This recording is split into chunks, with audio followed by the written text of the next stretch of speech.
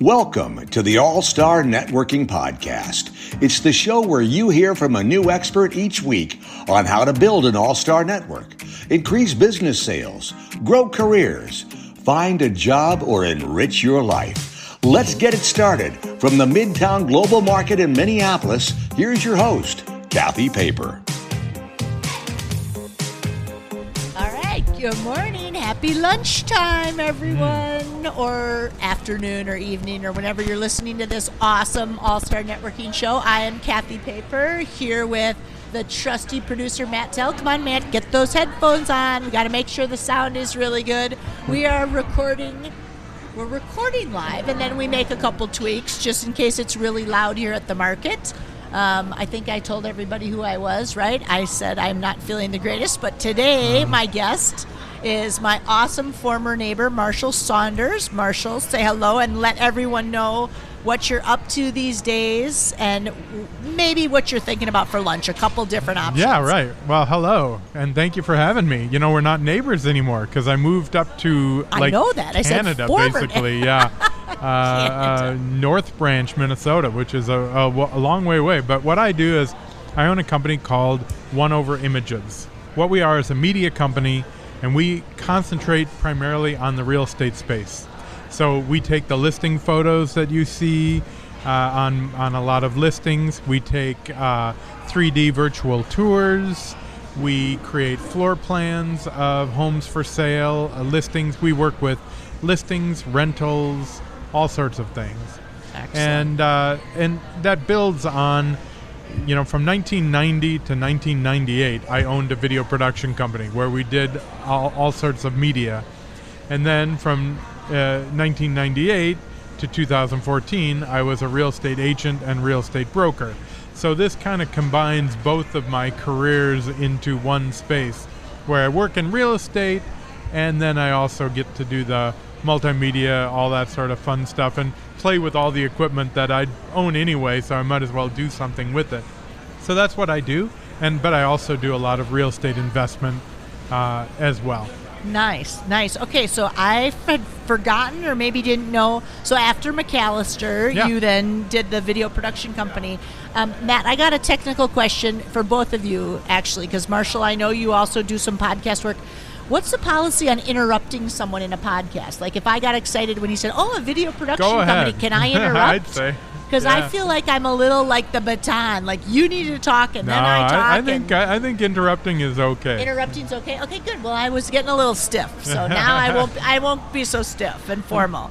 Because like I said, we were former neighbors, and you should drive by your old house because it's a different color now. Oh, really? Yeah. Great. Yeah. Because I know that we priced it accordingly because it needed a paint job. Yeah. And so we knew that they were going to paint it right away. What color did they go with? Yellow or? Well, should I tell you or do you want to be surprised? Tell me. It's a lighter color of the shirt that you're wearing. Oh, really? So it's kind of a light gray, green, brown, green. It's stunning. Okay, great. With white trim and the whole deal. So That's check it out. Awesome. Good for them. Yeah, good for them for sure. But yes, okay, so as an entrepreneur and a business person and just an all-around good community guy, I mean, as networking, what role does it play for you?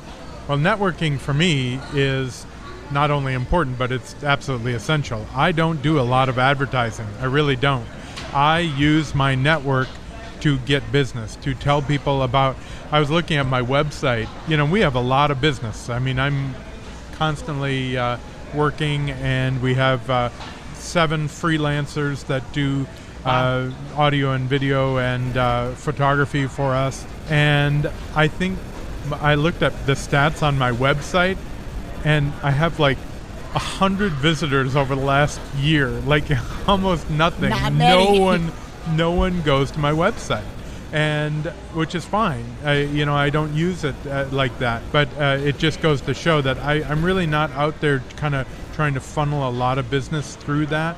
I get business by calling people. I get business by knowing people and having those people refer me and have those people build conversations. So, yeah, it's absolutely the lifeblood of how I grow my business. It's the only way, really, that I grow my business. And, okay, so let's just back up for a minute, because, again, we have people that listen that are freelancers, if you use freelancers for the audio and video, do you need any more photographer freelancers? I happen to have 2 college-age people I that absolutely do. I'm kind of desperate for employees right now. I am desperate for people who don't smoke a lot of marijuana. That it is very, very rare. Okay? The people, like so many of the people that I hire show up and they're like baked. And they show up a half an hour, 45 minutes late. I only have 2 hours in a house to do everything. Like, I got to be running. I'm running from room to room to get it all done. I can't have people show up late. I have to have people show up right on time, if not early. I have to have them totally mentally prepared. Yep. And not high. That's really all, because I can train you to do all the photography. It's not that complicated. Most of it goes on in the photography editing room anyway. So I can hire just about anybody, but I have to have those requirements. And they have to have reliable transportation. They have to be willing to drive anywhere in the Twin Cities. But beyond that, I can be shoveling out a lot of money to people who are interested. All right. Well, I'm desperate for employees. Excellent. Well, this is how my networking works. Is right? Connecting the people. Yeah. So I got a couple people to connect you with when the show is over. But backing up to what you said, you call people and you really know your network. How did you find the right people to start with at the beginning? Well, first of all, I was in real estate for years and years and years, so I knew real estate agents who needed this done. And by the way, he's not 100 years old, you guys. So when he says years and years and years, like, seems let's like just years slow and years down. and years. That's real estate years, which are Right. It's like dog years. It's like 7 years for every human year. But I called them, and I was very nervous because I'm asking my closest friends to use me.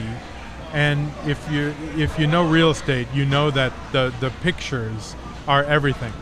People flick through your pictures to determine whether they're going to see a home, whether they're interested in taking their interest to the next level. It's essential. So it's very, very, very important. And so I wanted to make sure. So I actually practiced on properties either that I knew or that weren't even for sale, were friends' homes, and for free for about 2 years before I even started charging my closest friends to do theirs. And then from there, I built a gallery. I built, a kind of a book of business that I could show people what I've done. And then I moved on, and then I asked them to refer me. I said, people have relationships, so I'm not going out there trying to say, dump your current photographer, because if you trust them and you rely on them and you have a long-term relationship, keep it. That's so important. But sometimes they're not available. Sometimes I might work in an area or be willing to travel and your current photographer isn't.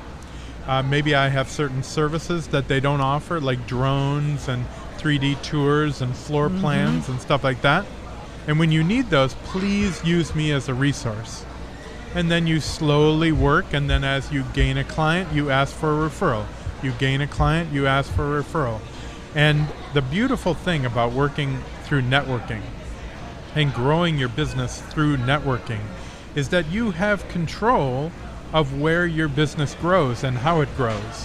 When I put out an ad on Facebook or on TV or wherever one would market, I don't know where that person's going to come from. So I live up in North Branch. I might get someone from Otsego or Northfield, which I will go to, by the way. So I've got to tack on an hour and a half of drive time to the beginning and end of that job. Whereas when I grow by networking, I go to people in Forest Lake. I go to people in Lino Lakes. I go to people in North Branch. I go to people in Rush City, and I network with them to grow my business, and therefore my business grows where it is most advantageous for me to grow it. So that's why I like growing by networking rather than advertising. Nice. And so you said when you started to build your network, you went to your friends. Right? And my network. Your network. Right. Your friends are your network. Right. Okay.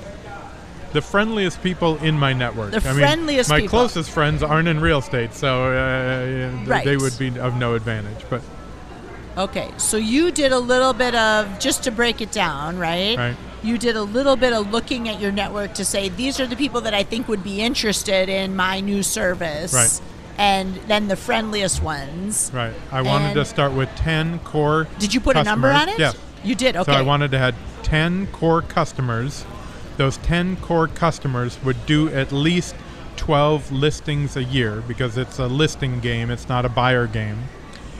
And I figured that I would have a 1 in 10 chance of gaining their business. So therefore, I put the number that I have to call 100 people that do at least 12 listings a year that are in my network to gain 10 clients that do 12 listings a year. Okay, so this is why I love that you do math, because when you and I talked on the phone, which we'll touch on later, you do the math because you said you have to call 10 to get one, and you knew you needed 10, so then there were the 100 people. Okay, so anyone listening, take out your pen and paper and think about your network of who do you need in your network to get to those numbers. And did you really call 100 people, or did you have a bet? You did? Well, and I also used the term call a little bit fungible. You know, some of them I texted, some of them I emailed. Some of them I went by their open house when I knew that they were having an open house. Some of them I Facebook messaged, and then some of them I actually called on the phone. Some of them I did multiple ways of getting a hold of them. Nice. So I used the word call, like call on. Yes. In multiple. Okay, so Matt, ways. I don't know about you, but I'm tired. Like listening to some of those numbers, and I think this is the part of the networking that like people get tired and they stop and they're like, no way, they'll call 3 people and think, oh my God, I'm terrible at networking, right? Yeah. Nothing happens. But I think putting a number on your network makes people very uncomfortable, but it's part of the experience, right? Sure. Right. So Yeah, that's why I'm punctuating this. Notice I punctuate the stuff that I think like, pay attention, people. We are talking to one of the guys, Marshall, not to, puff you up too much, but you have had many successful experiences and built a business and then exited the business and done all that because you know how to market and you know how to network. And several unsuccessful businesses too, so Okay, not several everything's been unsuccessful, golden. right? Yeah, me too, right? But we like to focus on the wins. That's right. Because that's what helps you more, is then you do it. Well, we learn from the losses too. Right. So you do the numbers. You knew exactly kind of who you wanted to talk to. What's been kind of challenging? Was it hard to find any of those people, or were there any bumps along the way?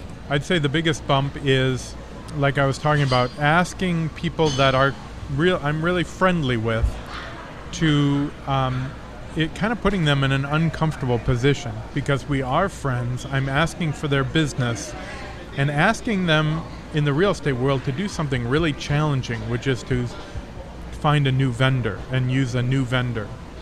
Take a chance on somebody.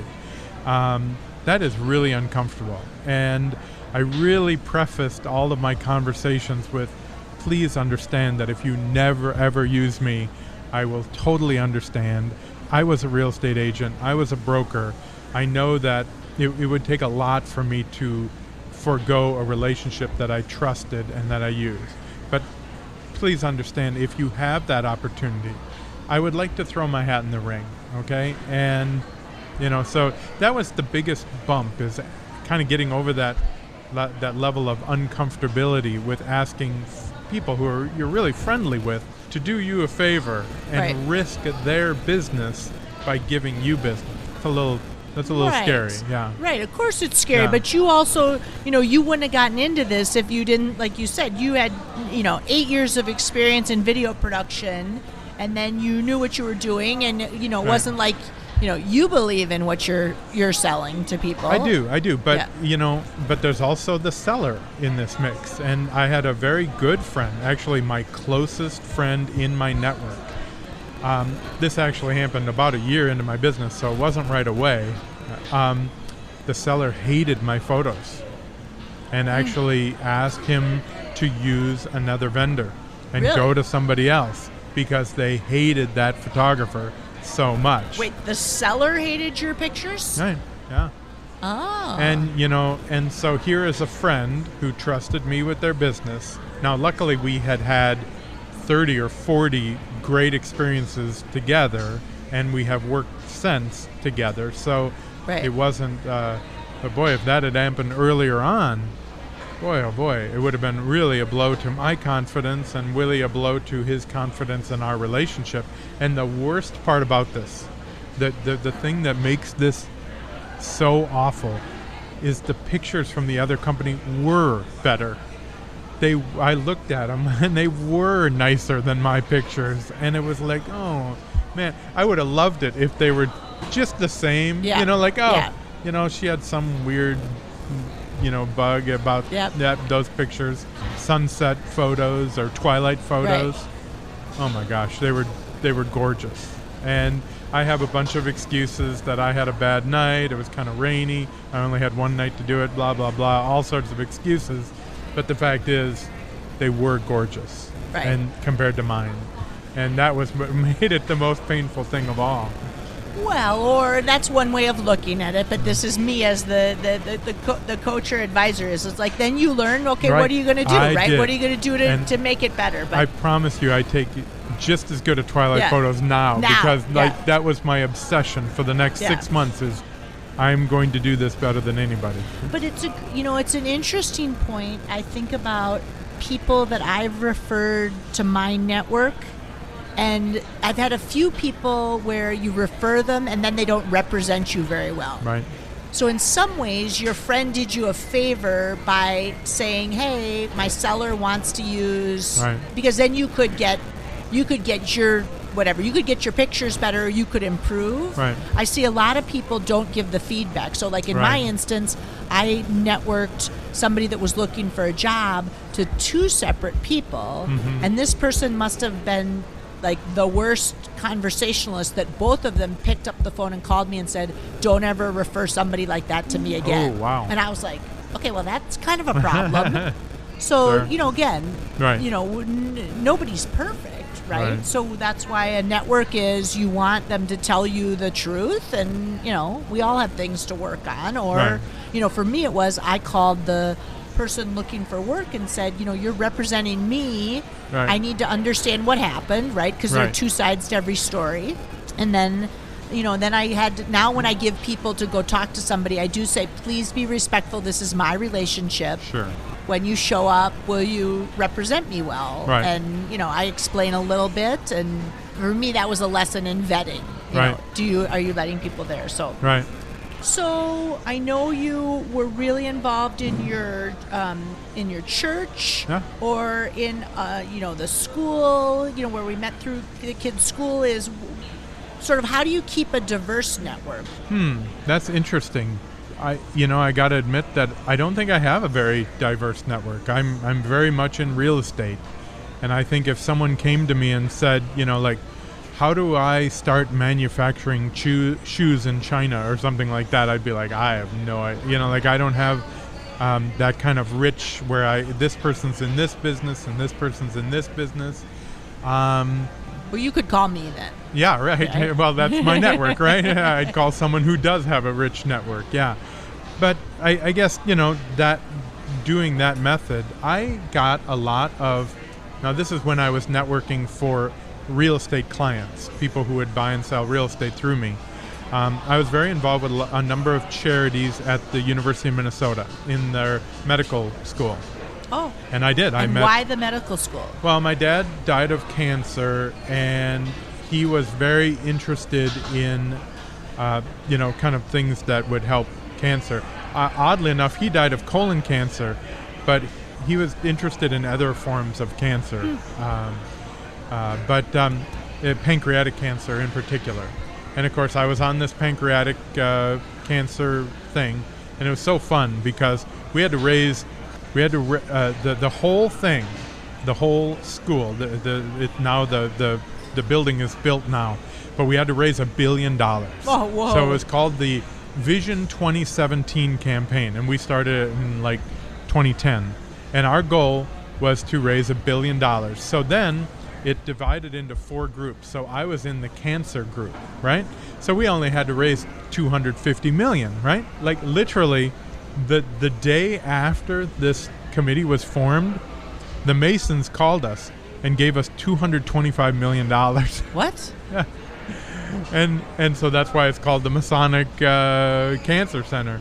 So we had like 7 years, and all we needed to raise was $25 million. So it was like, we got together every 6 months, sat around, talked about how we're well underway. It was kind of nice.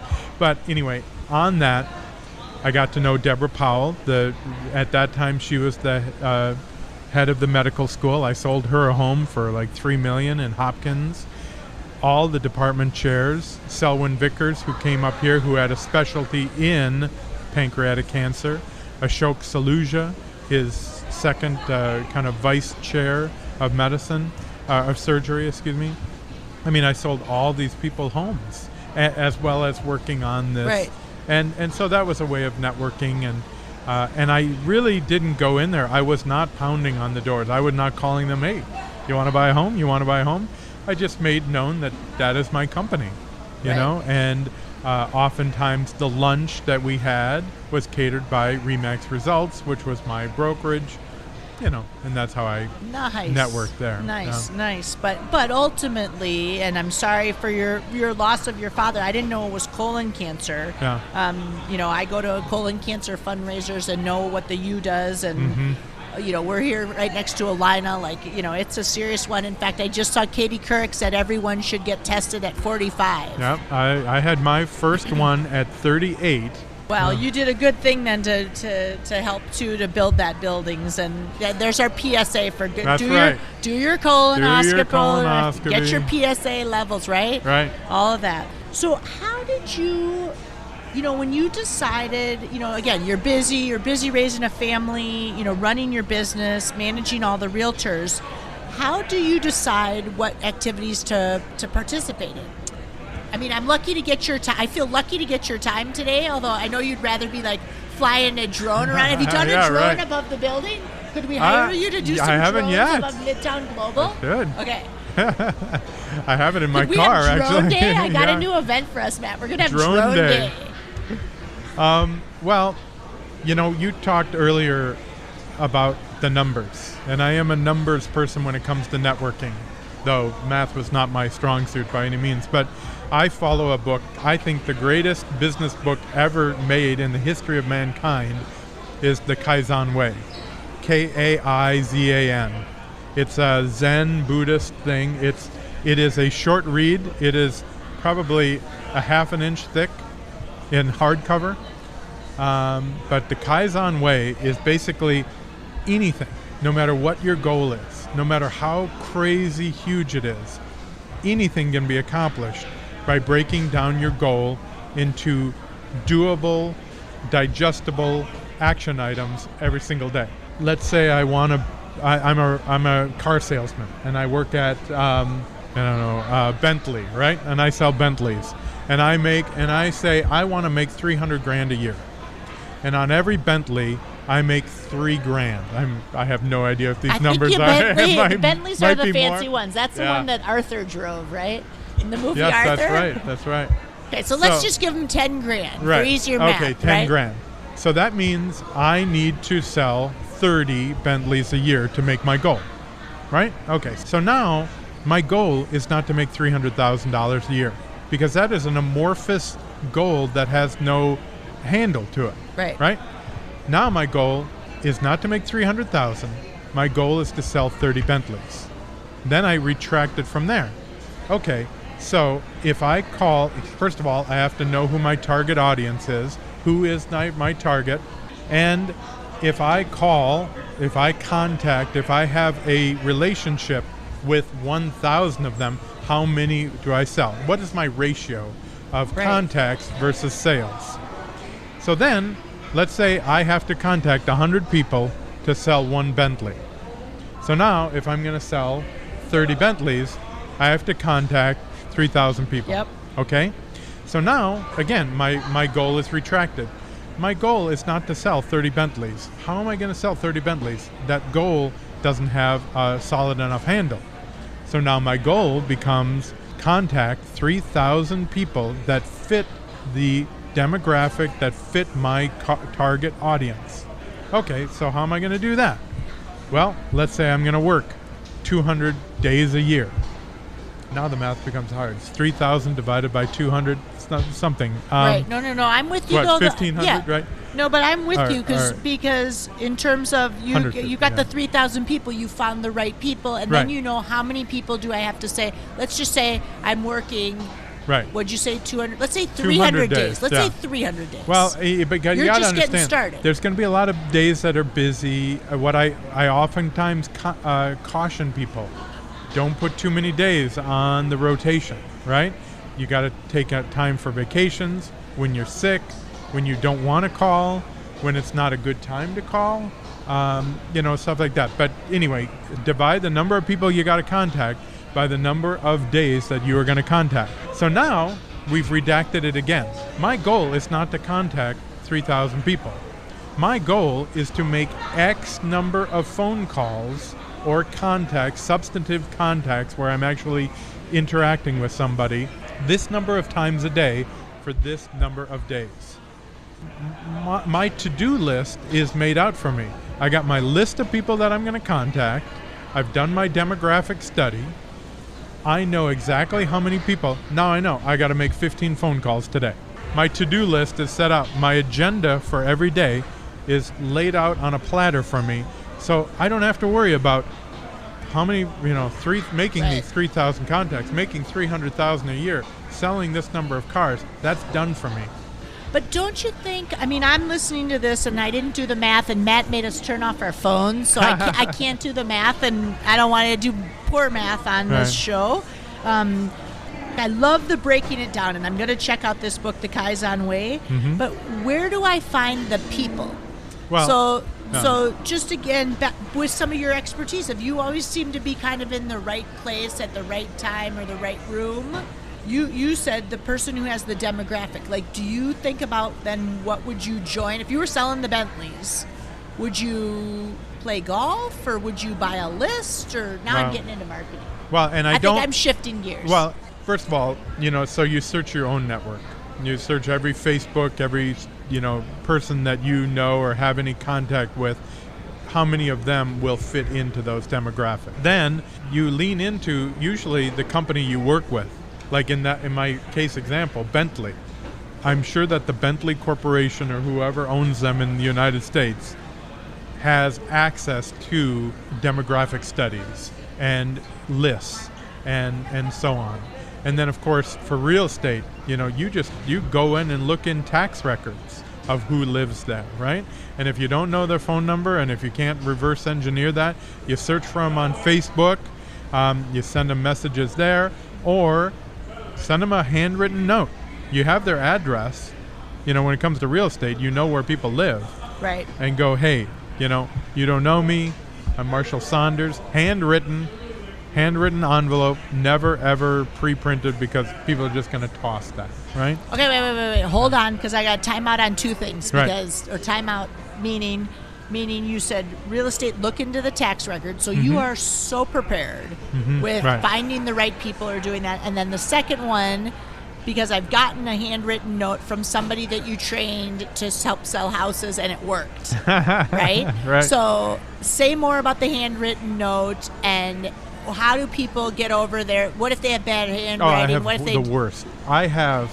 People call me and laugh at me for my handwriting. My family constantly ribs me about I have dyslexia, and I had a real problem writing. And my handwriting, so I can't do cursive or anything like that. My handwriting looks like a kindergartner's handwriting. Screw it, right? Right. It's a handwritten note. And also, it's a great way, because if people don't like my handwriting, they're not going to like me. I don't want to work with someone who doesn't like someone because of their poor handwriting. So it's a great way to sift out jerks, right? Who make those kind of horrible decisions on me before they've ever met me. So awesome, right? I want everyone to analyze my handwriting, because then it'll sift out all the people that don't want to work with me. Right. But you like the note, and I think I like the note too. I hate writing them. I hate them. They're the worst part of my day. But there is literally, even in today's world where I live on my cell phone, there is literally no thing that gets a person that doesn't know you or doesn't know you really well to the point of having a positive interaction than a handwritten note. Right. And it gets opened. People rarely, people will give it the ink test, see if this is this pre-printed or whatever. But if it is handwritten and it is addressed to them, they'll open it. They'll most likely open. Awesome. The handwritten note. Wow. I don't even pre-print my return address. I don't lie. Some people don't put a return. Oh, they won't know who it's from. No, I put right on there, Marshall Saunders, right? North Branch. Yeah, right. Wherever my business address or whatever, whatever the case may be.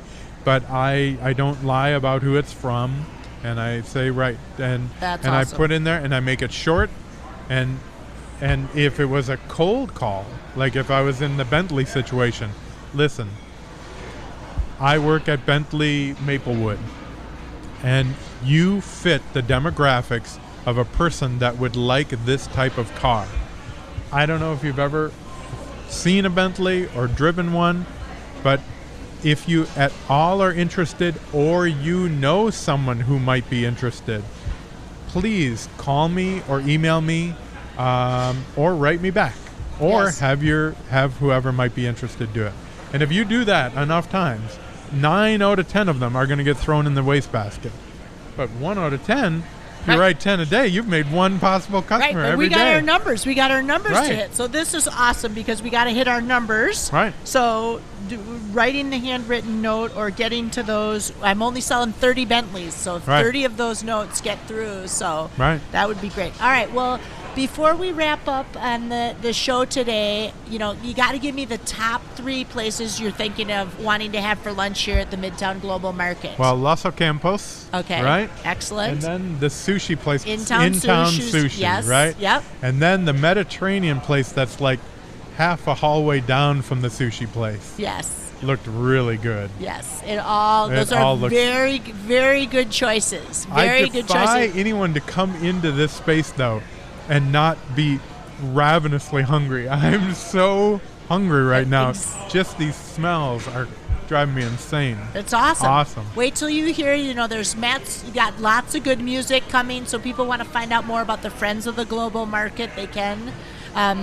I also am going to make a plug for, I'm going to go visit the jewelry store. Yeah. I didn't know there was a jewelry store here. I've got a necklace that busted, so we'll see if maybe they'll repair my necklace or I'll be getting a new little chain. Cool. So thank you for making the time for this today. Thank you for having me. Always It a was pleasure fun. to see you. Thank you for listening to the All-Star Networking Podcast with Kathy Paper. To learn more about strategic networking and making impactful connections, visit rockpaperstar.com.